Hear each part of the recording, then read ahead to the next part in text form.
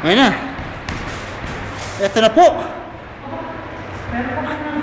Si Francis Dacoco Francisco Balagtas Jr.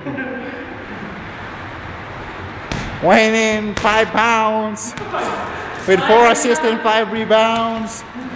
3 assists or 4 blocks. The hard-hitting slow motion puncher Francisco Balagtas Jr. Ayun na po siya mga kaibigan. Nakita niyo po ang footwork. Para sumasayaw lang. Yang na yang. Batang bata. Hinidikitan pa ang kalaban mga kaibigan. Hinidikitan pa. Ayun, bumira ng kaliwa, bumira ng kanan. Hindi nasaktan ang kalaban.